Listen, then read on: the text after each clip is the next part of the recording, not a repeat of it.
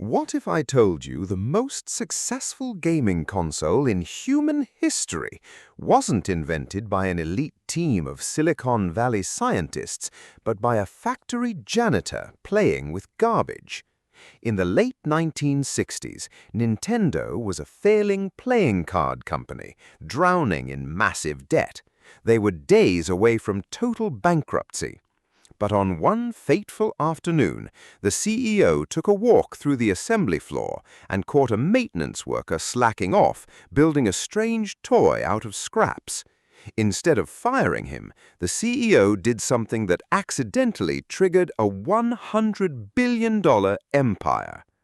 Welcome back to Classic Blueprint Files, the home of the history the world forgot to tell you. Hit that subscribe button right now, because today we are uncovering the hidden blueprint behind the Nintendo Game Boy. Let's dive in. Meet Gunpei Yokoi. In 1965, he graduated with a basic degree in electronics, but because his grades weren't good, no major tech company would hire him. He eventually took a low-paying job at Nintendo, which back then only made traditional Japanese Hanafuda playing cards. Gunpei's actual job, maintaining the card printing machines, oiling gears, and sweeping the factory floors. But Gunpei was a secret genius. During his afternoon lunch breaks, he would scavenge the factory's trash bins for spare springs, wood blocks, and discarded plastic, building bizarre little mechanical gadgets just to keep himself entertained. In 1970, Nintendo's president, Hiroshi Yamauchi, was walking the factory floor to inspect the failing business. He caught Gunpei playing with an extendable, crisscrossed wooden arm that could grab objects from far away, a toy Gunpei built completely out of trash. Gunpei panicked, thinking he was about to be fired on the spot. But Yamauchi didn't look angry. His eyes were wide. Nintendo was desperate for a hit product. The president looked at the janitor and said, "We are going to mass-produce this, and you are our new head of games."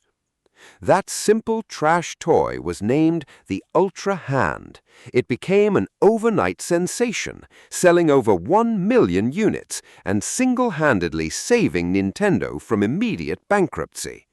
Now the head of a new R&D department, Gunpei lived by a legendary design philosophy he called Lateral Thinking with Withered Technology.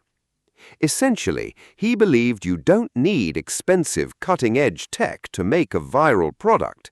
Instead, you take cheap, older technology that everyone else is ignoring and use it in a completely radical new way. In the late 1980s, rival companies like Sega and Atari were building powerful, expensive color handheld gaming consoles. Nintendo's executives wanted to copy them, but Gunpei refused. He insisted on using a cheap, ugly black and green monochrome screen running on a weak processor powered by just 4 AA batteries. The executives thought he was insane. They ridiculed his prototype, calling it the gray brick.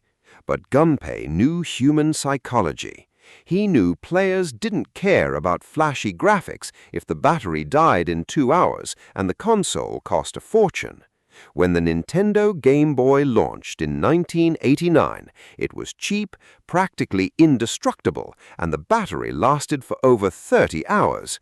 It completely destroyed the competition.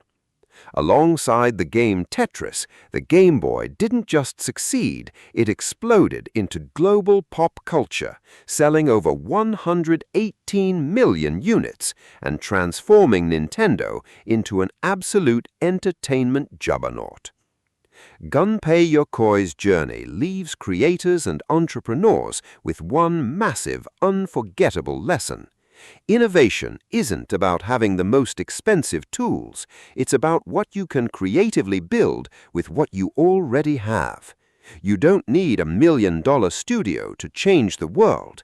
Sometimes you just need a brilliant mind and a pile of scraps.